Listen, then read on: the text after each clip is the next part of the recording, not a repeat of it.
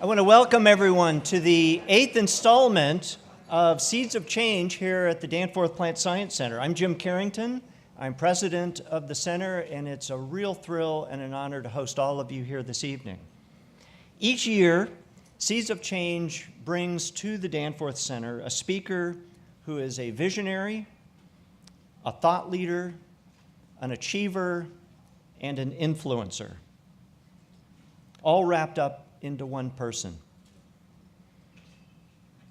This year, it's someone who's smart enough to own part of a professional baseball team that's won 9 out of 10 of the last regular season games. The purpose of this event is to challenge us to think differently, to think creatively, disruptively, and to think beyond our comfort zones. Seeds of Change, I'm proud to say, is sponsored by the Danforth Leadership Council. The Danforth Leadership Council is a group of very talented thought leaders here in the St. Louis community.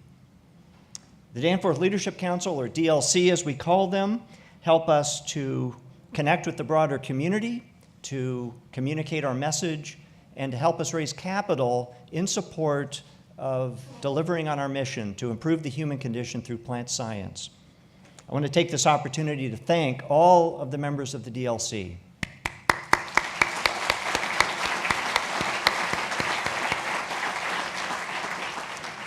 Chairing the DLC this year is Wes Jones, and I am proud that he's associated with this. Wes, I'm going to call you up to the stage where you will serve as moderator for the evening's events. Wes?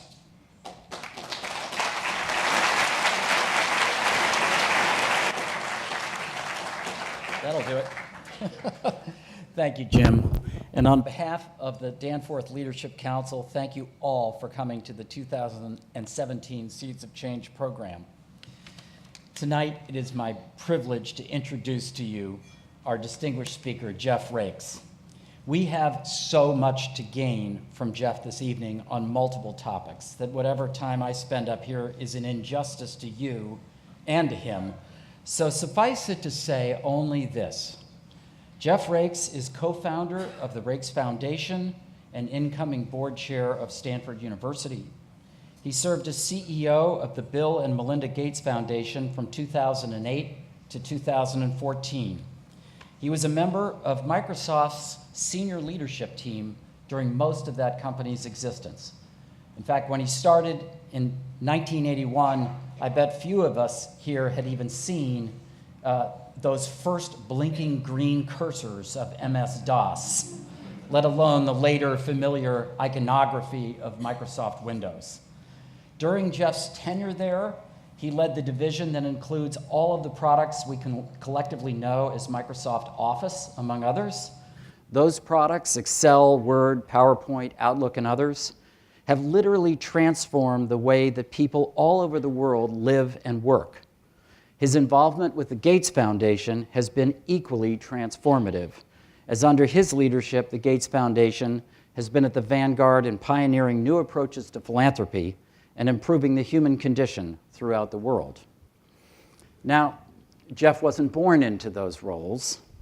He achieved them through what people like him, out of modesty, often attribute to luck, although, of course, the rest of us know better.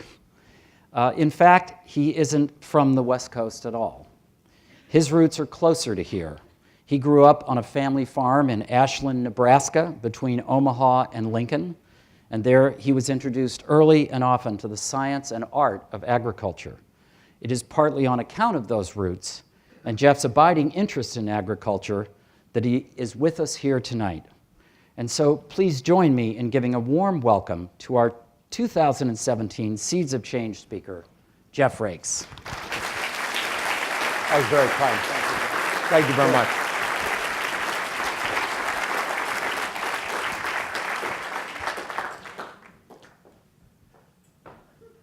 I'm going to do a little flashback. Just over 35 years ago, it was Monday, November 2nd, 1981. I'm sitting in my office. I'm 23 years old. I'm sitting in my office in a building called Bandley 3. It was one of the handful of of office buildings at Apple Computer headquarters. It's about 2 p.m., and I get a phone call. On the other end of the phone was Steve Jobs. I wasn't completely surprised by the fact that he was calling. A few months before, he had taken over the Apple Macintosh project. It was brand new, and he wanted me to join the project. I would have been the 7th person on the Apple Macintosh. I thought about it, and I turned it down for a number of reasons, but one of them was I didn't necessarily appreciate Steve's leadership style, to be quite honest. And so I kind of knew what was coming. And Steve very quickly said, "What the heck are you doing?" That morning, I had announced that I was going to be leaving Apple Computer to go to a small software company near Seattle, Washington, a company called Microsoft. And Steve was not very happy about that. He asked, "What you're doing?" I said, "Well, I kind of really, I'm 23 years old. I fumbled around a little bit. I said, I'm kind of, I like the outdoors. And I can afford a house in Seattle area." And, he said, cut me off abruptly. "You can live in Scotts Valley, California." And then he pivoted. Steve was a mesmerizing and captivating speaker. In fact, we used to joke in the industry that when you'd listen to him, you would be drawn through the Steve Jobs reality distortion field. And at this point in the phone call, in the most clear and articulate way, Steve Jobs described to me why and how Microsoft was going to go out of business. I listened. And then at the end, I said, "Steve, you might be right. But in my case, the worst thing that could happen is I end up back on our farm in Nebraska, and I think that would be just okay." End of call. So less than 2 weeks later, in fact, it was that following Friday, I was at my first day at Microsoft. It was an auspicious day. It was Friday the 13th, November 1981. But for me, that was a very lucky day. That was the beginning of the next chapter in what has been an amazing journey for me. And tonight what I hope to do is to share with you some of the lessons and insights that I've been fortunate to gain from this journey. Talk a little bit about my personal journey and how that shaped my thinking. Talk about my quote-unquote graduate degree in philanthropy. Talk a little bit about global agricultural development and the relevance of the U.S. Midwest and the challenges and opportunities for 21st century. So before I dive in, I want to say thank you. I want to say thank you to Dr. Carrington. I want to say thank you to Wes Jones, Ryan Ripple, the Danforth Leadership Council, and to all of you. Because in my view, it's a great privilege to try and take some of what I've been fortunate to be exposed to and invest back and share that back with you. So let me continue on. As Wes mentioned, I grew up on a farm near Lincoln, Nebraska. And my dad actually had been trained as a chemical engineer, but took over our farm during the Depression. And he was very successful, probably not so much as a farmer per se, but as an agribusiness person. And so he had become strongly believed that the key thing for me was to get a business degree rather than an agricultural degree. So now let me take you back a little more than 40 years ago.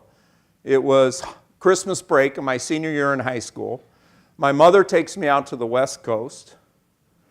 I drive down with my mother, Palm Drive, onto Stanford University campus. Have any of you seen Palm Drive? It's pretty nice. It's sunny. It's December. It's 72 degrees. And it's 12 below zero in Nebraska.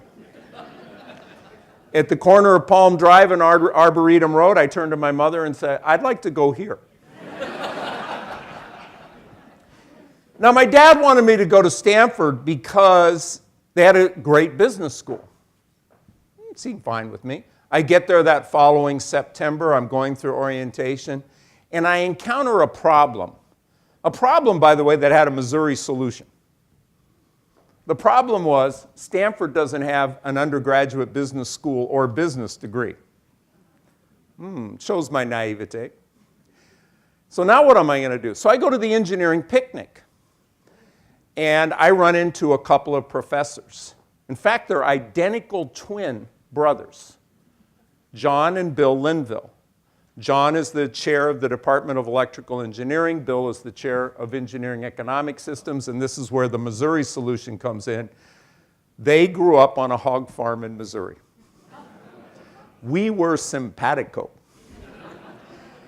And Bill took me under his arm, Professor Linville, and he helped me design a degree in engineering economic systems with the idea that that would help prepare me to go work for the USDA on agricultural policy. So that was the design of my undergraduate education at Stanford. Along the way, I learned about these things called computers.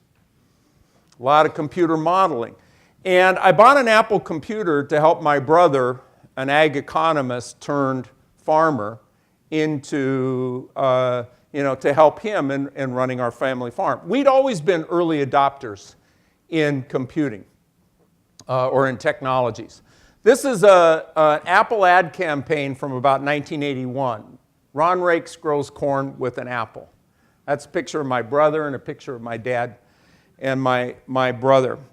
And I was very fortunate because of our farm to get into computing. Now, before I moved off this slide, I just want to point out one thing, which is the price of a computer and a price of a tractor in 1981.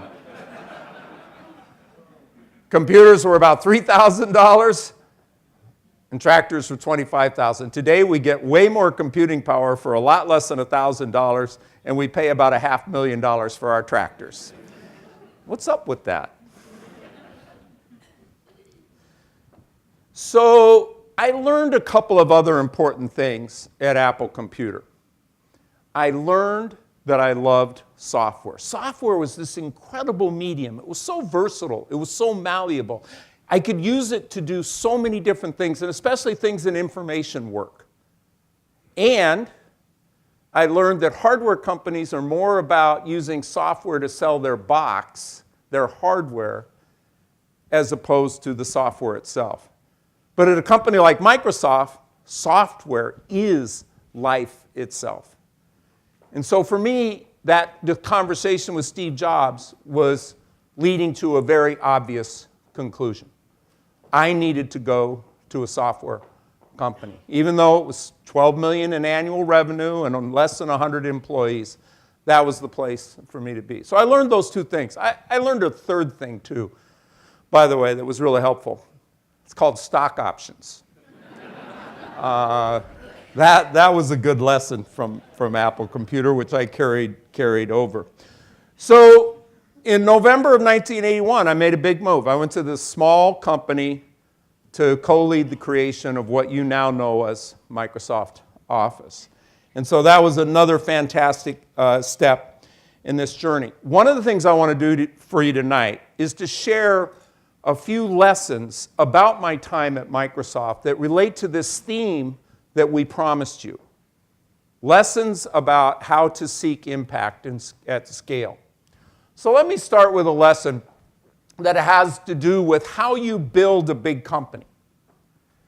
You know, the shortest distance to scale is not always a straight line. And I think that's especially true in this case. It's certainly true of the Microsoft story. It's zigzagging to global growth. Microsoft's first product was a computing language called BASIC. And it was sold to a company in New Mexico called MITS, actually a model rocketry company. And then came the Zig. BASIC was popular with other computer manufacturers, so Microsoft sold it to more and more computer manufacturers. But that then led Microsoft to have a lot of relationships with those computer companies as well as software developers. And then came a zag, an adjacency. Microsoft moved into other computer languages like COBOL and Fortran. And that led to more zigging, more developers, and more computer companies, which then led to another zag. Microsoft created a little device called the soft card to run its computer languages on the Apple computer, and that got Microsoft into the retail space. And now Microsoft's in the retail space, and they know how to do these computer languages so they can begin to do Office applications. And IBM comes calling and wants an operating system. Well, Microsoft knows how to work with computer companies and developers, and so Microsoft does an operating system. So there's another zag. And now we're selling to more companies and more customers, so we're zigging and we're zagging. We go on to do enterprise servers and computing. We do cloud. We sell around the world, 75 subsidiaries. So one of the key principles that I learned from Microsoft is that the way you build something big is you focus and build an asset, and then you figure out how to leverage that asset either by zigging or moving into new assets that relate to it, which is zagging. So zigzagging to global growth. Another thing I learned at Microsoft was the partner ecosystem. I want to tell a little story because we have an exemplar right here in the audience. There's a gentleman here named Randy Schilling. I got to know Randy 20-some years ago. He had a small company at the time, Solutech. Might have had 5 employees. But Randy was a software entrepreneur, and he was making a bet. He was going to bet on Microsoft technologies, our platform and our tools, to be able to build solutions for customers. Solutech. Fast forward several years, Randy now has a company that's over 500 employees, and he sells it for tens of millions of dollars. He had an interest in building a company that aligned with Microsoft's interests. There were more than 750,000 companies in the world who built their business around Microsoft's business. That leverage, that partner ecosystem is unbelievably powerful. It enabled Microsoft to compete with the likes of IBM and Digital Equipment Corporation and these other large computer companies, because we didn't have to employ all of those people. We just had to have an aligned self-interest so that together we could create great computing solutions.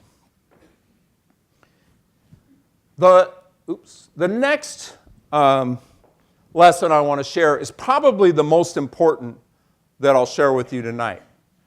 And it's about where in high tech are the greatest opportunities for value creation. Let's take Microsoft Office. In the 1980s, when we were building Office, we were way behind. There was a company called WordPerfect that dominated in word processing. There was a company called Lotus that dominated in spreadsheet. There was a company called Ashton Tate that dominated in database. There was a company called Harvard Graphics that dominated in presentations. We weren't even Avis. We weren't like number 2. We were way back there.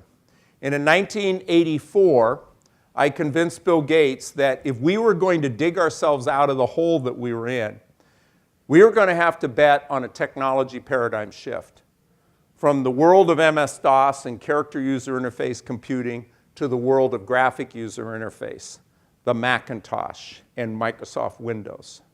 That is a technology paradigm shift. But there was another thing that we did. It was somewhat instinctual. I won't say to you that I had it completely formed. But at the time, everybody bought these applications separately. So I said to our president, John Shirley, why don't we take 2 or 3 of these applications, or 3 or 4 of these applications, and put them into a single package and call it Microsoft Office, and create an Office productivity suite, and have the promise to the customer of a consistent user interface and the ability to exchange data, and the promise to the corporation that they could more simply buy all of their needs in productivity. So it was the combination of betting on a technology paradigm shift plus a business model transformation that created that value. And today, Microsoft Office probably is the largest percentage of Microsoft's enterprise value as a corporation. There's more than 1 billion people around the world who use Microsoft Office. So we went from an also-ran to having an incredible franchise. And that's not the only example. Bill figured out that there was the shift from 8-bit to 16-bit computing in the early 80s and did MS-DOS and figured out that if he sold it to IBM, he could go to all the other computer manufacturers and charge a royalty.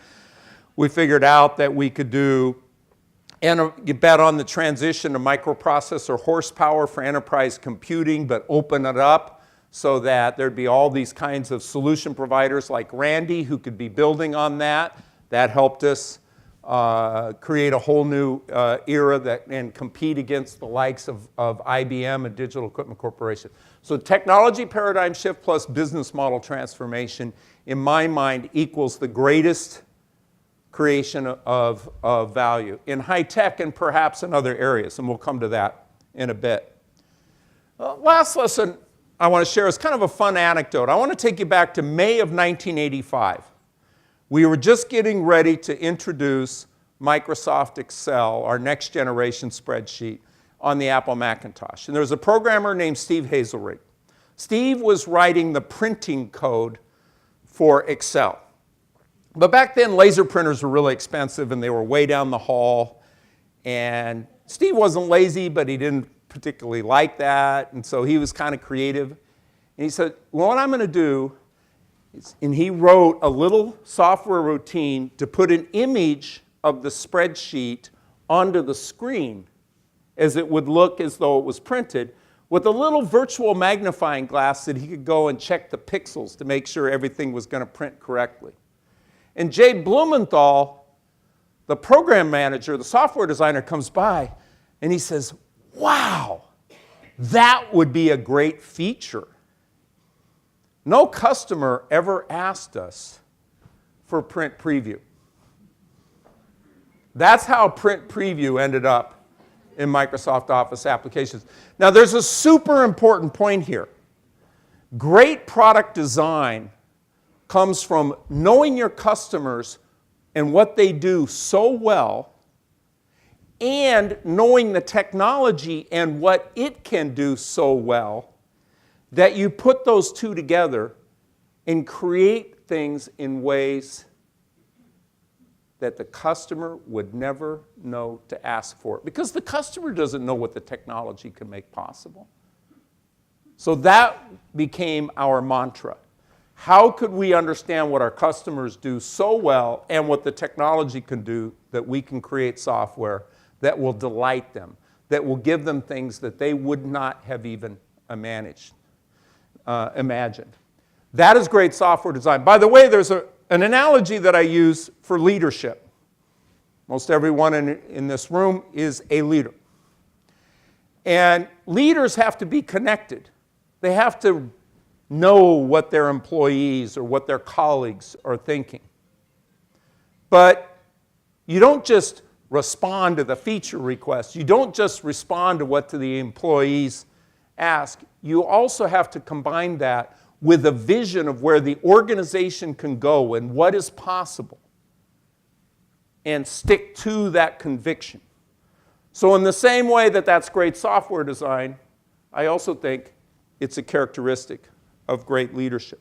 So those are some of the lessons that I learned during my time at Microsoft. And part of what Bill and Melinda wanted me to do was to bring what I had learned in my 27 years at Microsoft to what they needed in philanthropy. Part of it was, how did we achieve scale? When I left Microsoft, I mentioned, when I started, there was only 100 employees and 12 million in revenue. When I left, we were basically 90,000 employees. My job was about 17,000 of those employees. We were probably 60 billion or so in revenue. So I'd seen a lot of growth. I knew about what happens when you're growing rapidly and how you handle the issues of scale. So they wanted me to bring my business lessons and, where appropriate, apply it to the work and philanthropy. But there was this incredible benefit to me, and it's what I call the graduate degree in philanthropy. It gave me the opportunity to learn about scale and impact in philanthropy. You know, addressing large-scale social problems requires extremely high leverage from resources. You know, even the Gates Foundation, which in 2015 paid out more than $4 billion, it's a very, very tiny percentage of the big issues that they aspire to address: hunger, poverty, education around the world. There's a lot of talk about the Gates Foundation and U.S. education. Gates Foundation, what it spends on U.S. education, it's a big number. It's less than 0.1% of the total spending on K through 12 education in our country. So one of the most important lessons I learned about scale and impact is the leverage that can come from catalytic philanthropy. So now let me share this lesson that I learned. You wouldn't be surprised, Bill and Melinda and I, and probably most all of you, are big believers in the market system. Market system is an amazing mechanism, an efficient mechanism for allocating resources in society to produce goods and services. And the capitalist is willing to take the risk as long as there's a potential return on the investment. But that requires a market opportunity. So as long as there's a market opportunity, there can be the incentive to take the risk. But if there isn't a market opportunity, what Bill likes to call as a market failure, then the investment will not follow. So that's the private sector. But now let's talk about the public sector. The public sector also allocates resources in society to produce goods and services, what you might think of as public goods. But it too has some challenges. There may be less of an appetite to take risk. There are political consequences when you fail. There are constrained resources. So in our view, at the Gates Foundation and at the Raikes Foundation, the sweet spot, the gap between those two, is the opportunity for philanthropy. And in particular, I'll describe it as catalytic philanthropy. Because what we aspire to do is to identify those innovative interventions where if we can prove the efficacy of their impact and build the evidence of that efficacy, we can use our voice and we can advocate so that those interventions are scaled up and sustained by the much larger resources of the private sector and the public sector. So let me give you an example. I want you to imagine for a moment that you're born near the equator in sub-Saharan Africa. You, or maybe it's your child, have a fever, and it feels like the brain is going to explode. The disease is meningitis A, a bacterial infection. It's a serotype of meningitis that is particularly unique to sub-Saharan Africa. The symptoms will grow rapidly within hours and must be immediately treated. And even with treatment, more than 10% of people with meningitis A will die within 48 hours. And for those who survive, there's a high probability of some level of permanent brain damage because of the impact.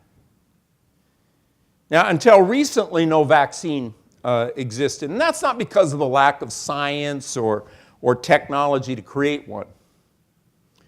There are greater than 500 million people at risk of meningitis A. So you might say, well, that's a market.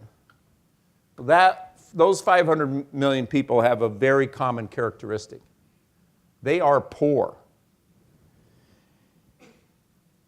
It's expensive and it's risky to develop, and there's not enough potential for the return on investment for that vaccine for big pharma.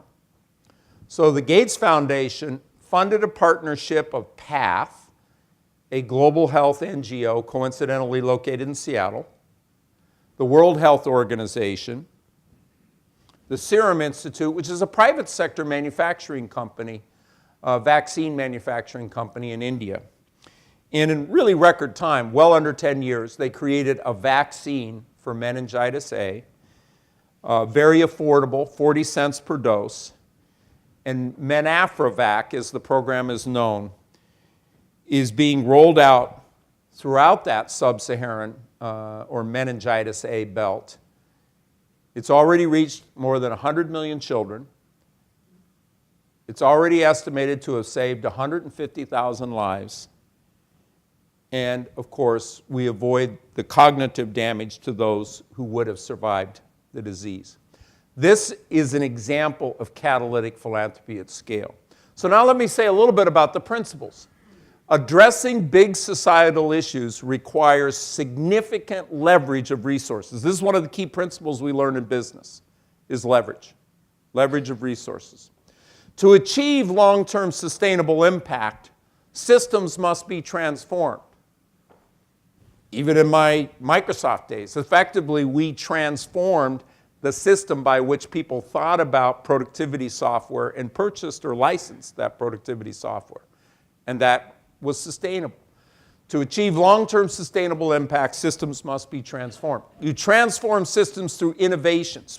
Can be technological, can be scientific, can be process, and they're often disruptive. And you scale and sustain the system change through the leverage of public or private sectors. So these are the principles that I learned and I share with you tonight about catalytic philanthropy. So now let me move on to the next part. Why agricultural development?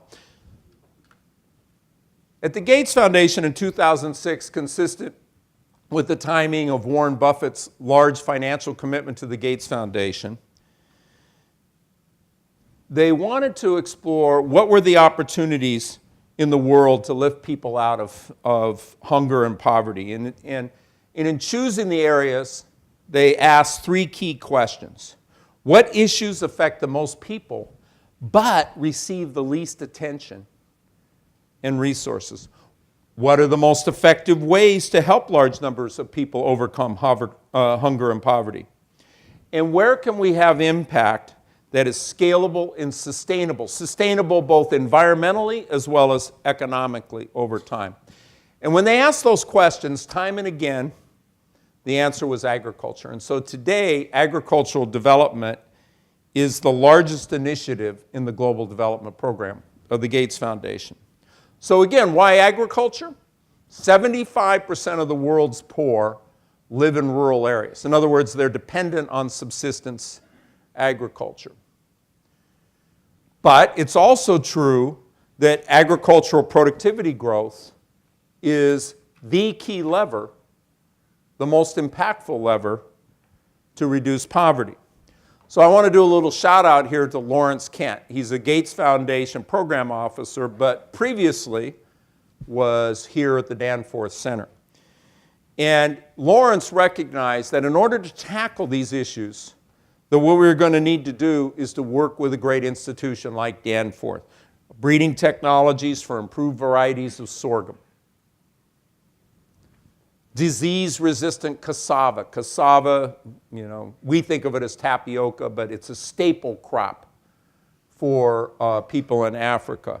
Bio-cassava plus, more nutritious, more iron and zinc. So who are these smallholder farmers? In Africa, most of them are women. 70% of labor in African agriculture is women.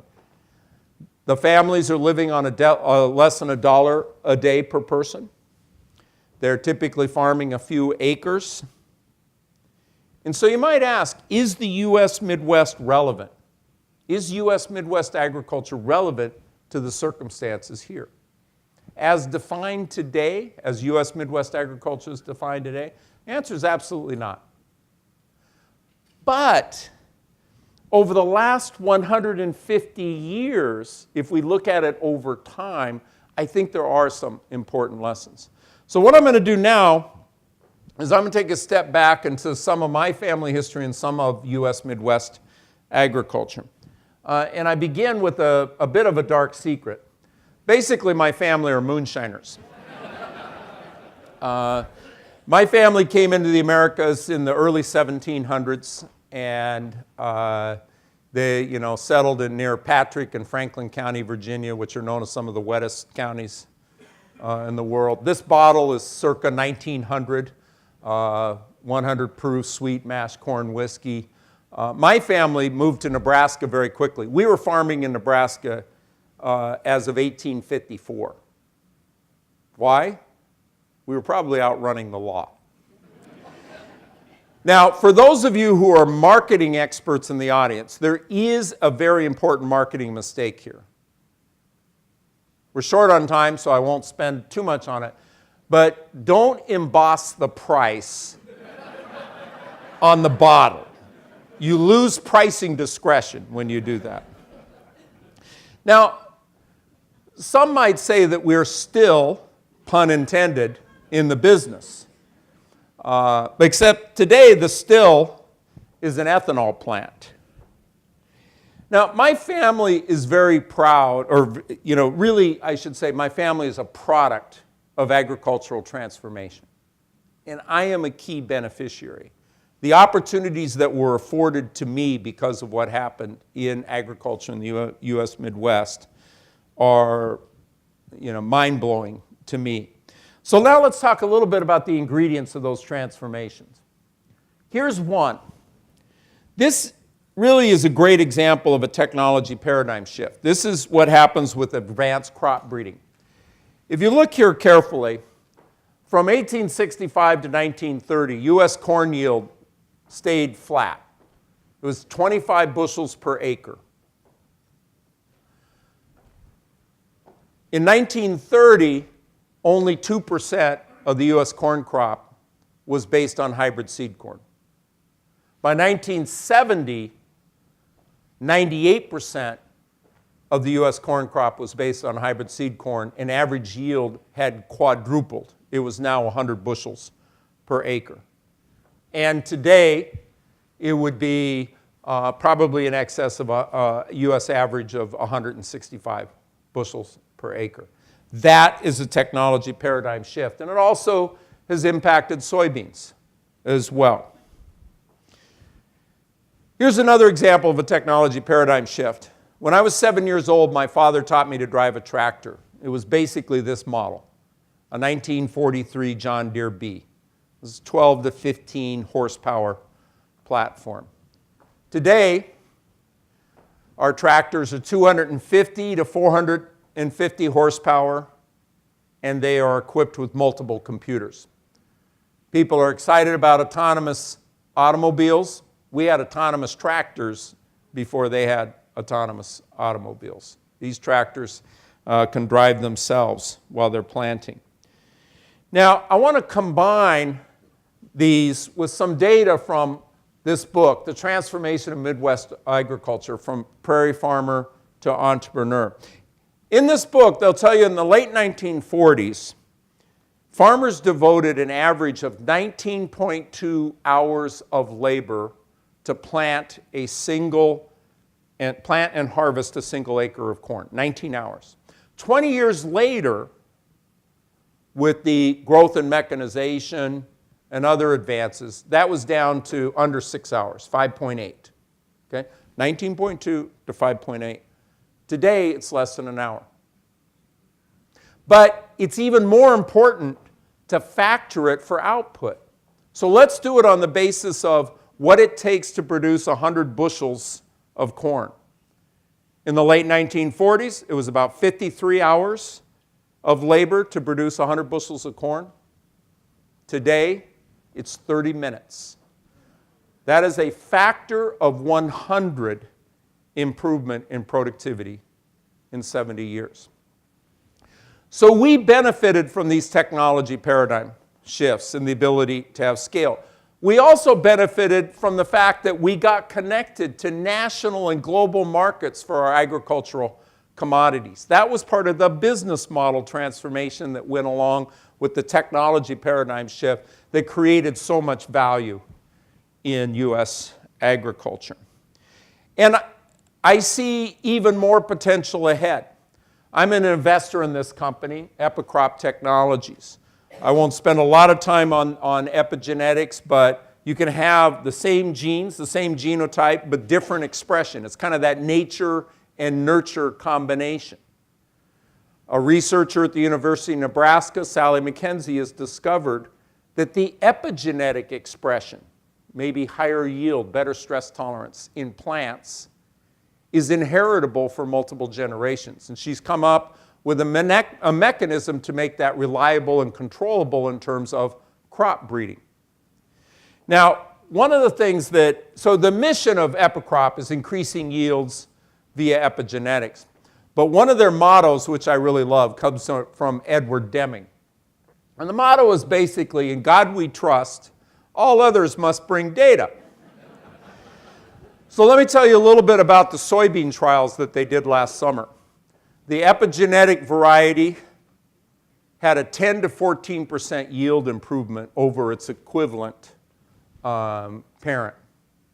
And in tomatoes, the Rutgers tomato variety, the improvement was greater than 30% and with better heat tolerance. So we think we may be onto something. It's early. We don't know. But I'm a believer that we still have a lot of potential. I benefited from the PC and internet revolution. And now we have the biotech revolution and what we can do to use those tools to make a huge difference in the world. So I want to get back to African agriculture and wrap up so we get to the Q&A. African agriculture requires technology paradigm shifts and business model transformations to help smallholder farmers boost their production and ensure that they have a way to access markets. So I serve on the board of AGRA, the Alliance for a Green Revolution in Africa. This is Gates Foundation's largest African grantee. It was founded in 2006 to trigger a uniquely African green revolution, one that would learn from and build on previous revolutions. And in just the past decade, AGRA has been working with a range of institutes like Danforth that produce great tools, and then teaching African breeders how to use those tools to build better varieties. More than 500 African breeders have been changed. More than 600 new varieties of improved seeds have come from this work with AGRA. More than 25,000 agro-dealers have sprouted up to make sure that these farmers have access to these new seeds and fertilizer and the other inputs that they need. So in other words, AGRA's been stimulating a partner ecosystem. Small and medium enterprises who will be involved in grain trading and grain processing in order to connect the produce of these smallholder farmers to markets. And in the next decade, I'm working with the organization to position AGRA to partner with African governments, private sector, agribusiness entities, and the donor community to grow and leverage these assets. In other words, it's zigging and zagging to significant scale in order to catalyze an inclusive and sustainable ag transformation. And I think we should feel a sense of urgency.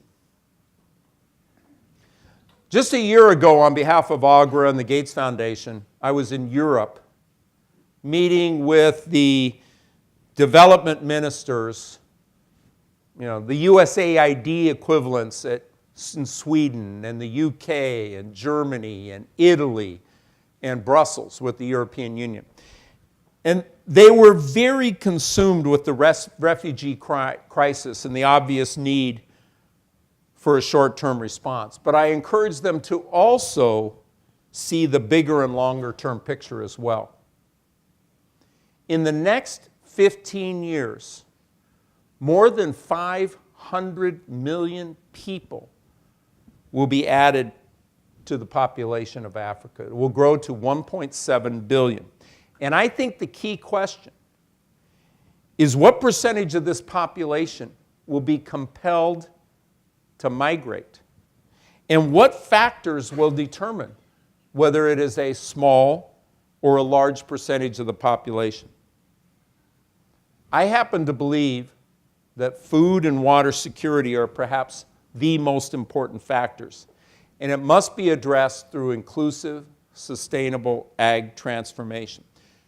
At Agra, in the next 5 years, we aspire through that work with all of those partnerships, that broad partner ecosystem, to help 150 million people achieve food security and exit from extreme poverty. And if we can learn how to do that and do that well and connect it with the great scientific and development work of institutes like Danforth, we hope in the following 10 years we can get to another 300 million people. So now as I close, let me go back to the big picture. We're in the midst of an incredible explosion in world population, more than 3x in 100 years.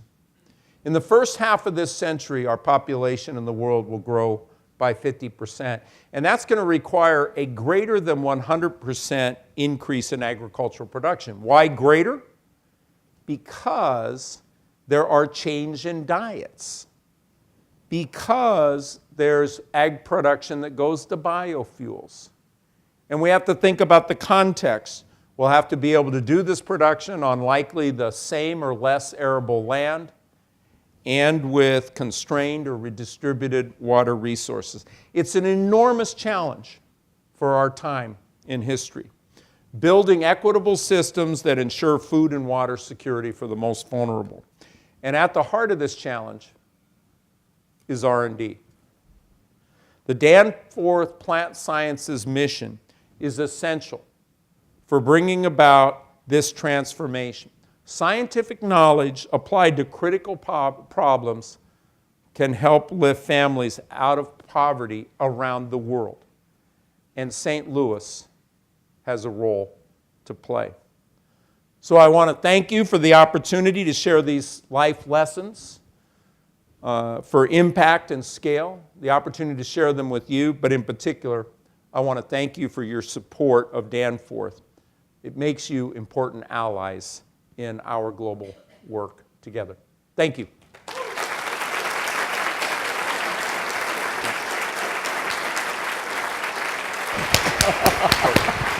Wow, that's amazing. Isn't that incredible? We have so little time left. You got your Here we go. This thing keeps coming up. We have so little time left. I wish we could keep you for an hour. And I've crossed out so many questions just to kind of get down Sorry to a about few. that. But I'm dying to know so many things. But here are just a few. First, the first question is, how do you keep the mic on? Yeah. Let me try this again. All right. I'll So- give you tips after the session. Exactly. So, as you described, you joined Microsoft in its infancy. There were 100 employees, and then by the time you left, I guess there were 90,000. Yeah. You oversaw a division of Microsoft that accounted for over $12 billion in operating profit the year you left, Yeah. and about 55% of the total operating profit of Microsoft. Pretty big enterprise. I'm interested, that all happened, in geologic time in the blink of an eye. Yeah. And how can you take a little entrepreneurial company and respond to that unbelievable growth rate? And how did you manage a culture and an organization in that span of time? Well, we might need more than an hour. Yeah, right. It's not an easy answer. On the other hand, there's a simple point. It takes a lot of great people. And I was incredibly lucky to be around some amazing people. Obviously, Bill Gates, Steve Ballmer, Paul Allen, Bill and Paul were the early founders of the company. But also people like John Shirley and Mike Maples, a guy who came from IBM in 1988 and became my boss. I learned so much from people like that about the principles of culture. A big part of it, I think, is to have a culture of learning. Continuous learning. We were doing things that hadn't been done before. And Bill was really good about having high standards, high aspirations, but also recognizing that we would make mistakes. In fact, one time he said to me, the biggest mistake we'll make is to try and not make any mistakes at all.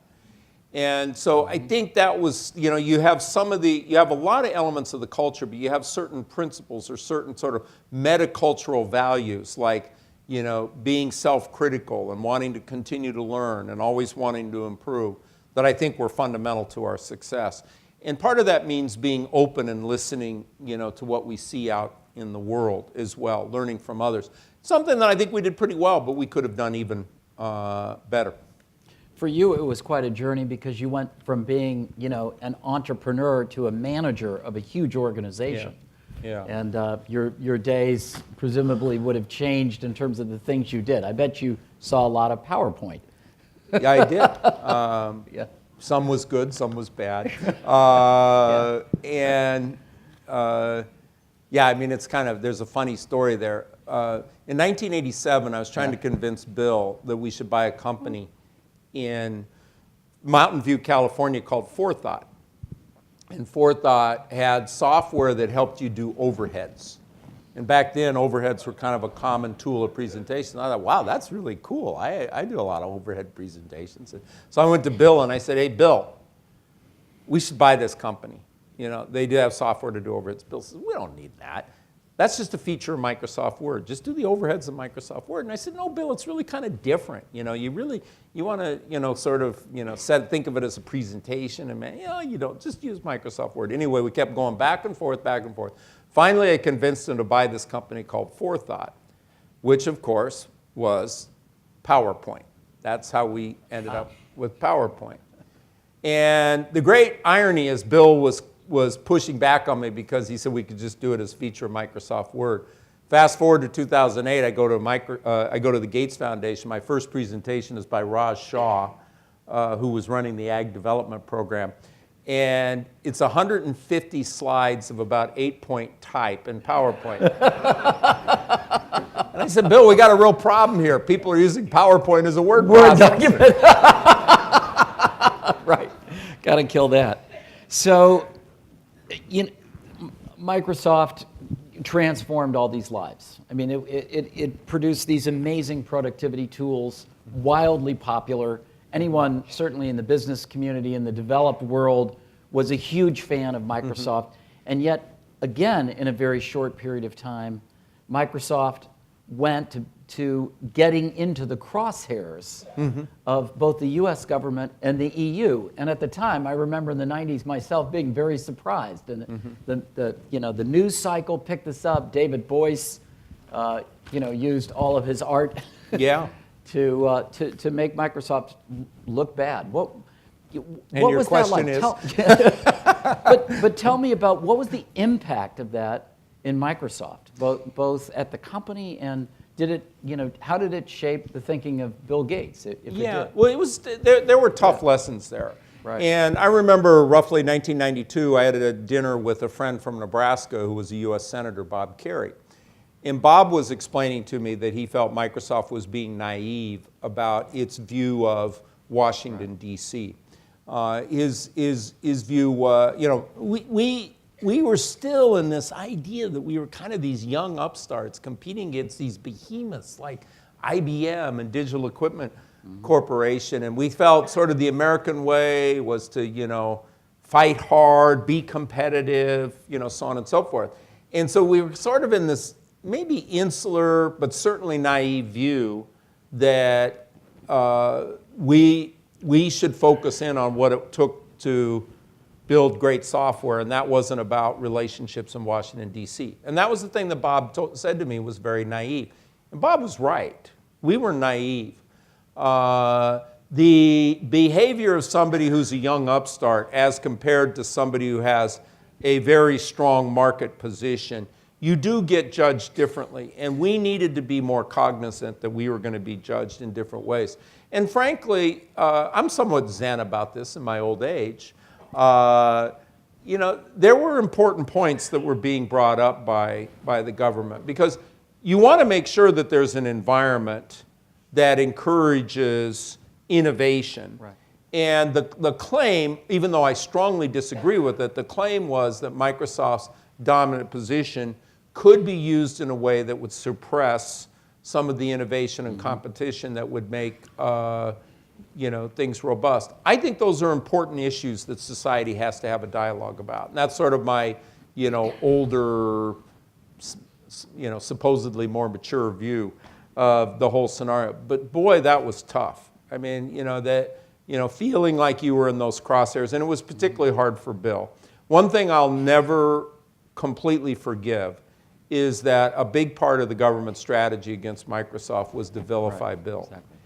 And I understand it was a very effective and smart legal tactic, but, I'm close enough to Bill and I'm loyal enough to Bill that I have a hard time, getting over. And that definitely took a toll on Bill.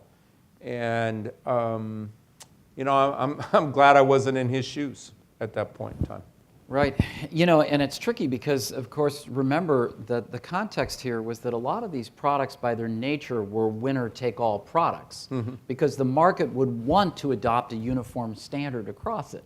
Yeah. And Microsoft, from Bill's perspective, was doing everything that they were supposed to do to create the best product, knowing that only one was likely to be the dominant player. Yeah. But the mere fact that they were doing that, laying aside the nuances of law, was a thing that caused governments to take notice. Yeah. Right. No, I mean, and now you see it with Google and the European Union, and we're I think it's a good lesson. As you mentioned, Right. sort of geologic time. Right, Yeah. yeah. I think if you step back, you're going to see that the world of technology and innovation and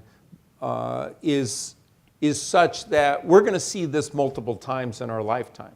There are going to be these shifts that are so dramatic, we won't actually understand what is the best way for public policy to manage some of these transitions, these disruptions, whether it's Uber and how that relates to sort of the taxi cab industry, et cetera. There's going to be these issues, and we as a society are going to have to figure out how to be very effective in dealing with these transitions that happen at a very, very rapid pace. So that's a perfect segue to a set of questions I had in philanthropy. Okay. You and I have talked about a new book that was just published, by the way, in April, called The Givers, by a guy named Callahan, that is talking about the philanthropy in the 21st century, and the fact that this massive and unprecedented accumulation of wealth that has been achieved in finance and technology, largely a function of the information age, is mostly going to be given away. It's already being given away, but it's mostly going to be given away in the lifetime of the Gateses, the Ellisons, the Bloombergs, the Moskowitzes, and you can go on and on. It's a staggering list of people who are going to give well in excess of half, more like, in most cases, 90 to 99% of their wealth. Yeah. The book, The Givers, which you and I have started to read. I Yeah. don't know if on the plane you got further along. No, I had to write than a I did. speech. But is asking, and pretty good in a short flight, is asking this question without necessarily an answer, but whether the concentration of all of that money in the hands of these foundations with superpower has consequences societally that we have properly thought through. Yeah. I want to put an exclamation point on what you said, and for the audience, and say a little bit about a thing that I'm trying to do that's entrepreneurial in the philanthropy space. In the first half of this century, there'll be 8 to 10 times more wealth transferred into philanthropy than there was in the 20th century in total. And that's in real dollars. 8 to 10 times more wealth than the 20th century in total. So on the one hand, you can say that's a huge opportunity for society. But now let me give you another statistic. Survey of philanthropists, especially high net worth philanthropists, 85% say they want to have great impact. I don't know what the other 15% want to do. 32%, only 32% spend even 2 hours researching the entity they give to. And only 9% do comparative benchmarking. Okay, so this is a paradox for me. Here you have this huge transfer in wealth, yet I don't necessarily think, which could be a huge opportunity for society, yet I'm not confident that we have the behaviors and mindsets to achieve that. And so one of the things I've done to try and take this on is created an initiative called Impact-Driven Philanthropy. And one of the things that we do is we do experiments. One was with Stanford's Philanthropy and Civil Society Center, which is now being launched this summer as in effect, a software startup. Because, if you're a software guy, you're a hammer, and the rest of the world is a nail. We solve all problems. And the Giving Compass essentially is a way for people, philanthropists, to get online and learn about, get access to high quality, objective or neutral, curated content about best practices in philanthropy, about how to get connected with people of like interest, about how to get connected with other resources, consultants or wealth advisors who may be able to help you, so on and so forth. So we're creating, in effect, a software startup called Giving Compass to be a fabric for trying to help philanthropists adopt the mindsets and principles that will lead to better philanthropy. And it's fair to say that these 21st century organizations are going to be very different than Rockefeller and Ford and Carnegie. Yeah, that's my view. I'd say the 20th century model of philanthropy was, create a private foundation and then grant maker makes grant to grantee. And that did a lot of good in the world. I think we can learn from that and do even more in the 21st century model. I think we'll have a much more diverse set of tools than just traditional grant making. We'll have social impact bonds and impact investing. I think we'll hopefully get better at how we create collaboration in communities where the communities are a part of defining the solutions as opposed to, and this is one of my fears, about what David Callahan is saying in The Givers. I think he could be right, that too often these very high net worth individuals will think that the key thing to do is to have a top-down solution that gets imposed. And I'd say we made some of those mistakes at the Gates Foundation as well. I would say some of our work in education, we haven't seen the results, and I think we maybe, hopefully they're and they are rethinking their approach there. So hopefully we will come up with better models for collaboration, better tools like social impact bonds or results-based approaches that will help improve philanthropy. If that's well done, I think that can be good for society. Part of what Callahan says, I do think is an important dialogue, just like I was saying about antitrust. I think that you have to consider that the large amounts of wealth being applied in social issues in effect is shaping social policy, but without some of the democratic institutional involvement that we think of. And I think we're going to have to think about what, are there boundaries, or how should that be shaped? And I don't shrink away from that, and I don't resent it. I look at it as an opportunity for us to figure out how to do things better. We are a society that is inherently inured to checks and balances. Yeah. So whenever you have radical change, that becomes one of the issues. I would be remiss, and we're over time here, if I didn't at least ask you one question about the Danforth Center. Sure. As I was listening to this amazing presentation, it occurred to me that, possibly there's a little bit of a disconnect at a place like Danforth compared to how Microsoft operated and impact investing, in the sense that while Danforth conducts this path-breaking research in plant science, so much of it is early stage research where the benefits aren't immediate. And you can't define the deliverable in terms of results in the human condition because it's setting the groundwork. And I'm curious, under your view, is how important it is to have those immediate results, and as opposed to being in this kind of a world where we're doing this very early stage. Work. I think it's important to have both. I mean, I am a huge believer that our country, our society has benefited from our major research universities. We are the leaders in the world in higher education with research universities. There's an example of those kinds of investments, which oftentimes are more basic science investments, produce things where we may not have been able to predict what the value to society was going to be. But boy, it was important for our society. So I am a little fearful, I'll probably get myself in political trouble here, but I am a little fearful that we are in an era where some of the administration will say we need to whack NIH, the National Institute for Health, or we need to whack, research funding, or somehow privatize that. I think it's a continuum. It's like, you're a man of great wisdom, Sage Capital. It's an acronym of 4 street names, so it's not true. But I like anyway, to tease thank him you. about this. But you know that in financial services, it requires a spectrum of capital. You have angel investments, venture capital, you have growth capital, you have public market capital. In the same way, in terms of creating a vibrant research environment here in our country, we need to have investment in the basic science. We need to have the application of technologies in the private sector. We need to have private sector R&D.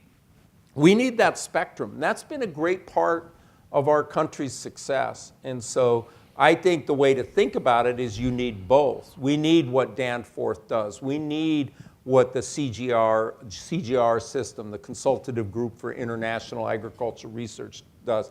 And what we need is downstream delivery systems that give us the feedback so that we have these feedback loops about what are the potential problems that we could solve in the research. One of the, in my opinion, big accomplishments I made at the Gates Foundation was instituting an integrated delivery program so that we actually created a whole set of intellectual property or intellectual knowledge about what delivery systems should be. But it was my hope that that would feed back into our upstream global health and global development work in a way that would bring greater combined solutions. So in your new capacity as the incoming board chair at Stanford, you'll be in a position to really make a big difference in research across many disciplines, obviously far more than just plant science. And you're the perfect guy for the job, and they're very lucky to have you. We'll see what the vote is later. Right. We've run out of time. But before I turn the program back over to Jim Carrington to wrap it up, please join me in giving another round of applause to Jeff Raikes. That was really amazing. Thank you.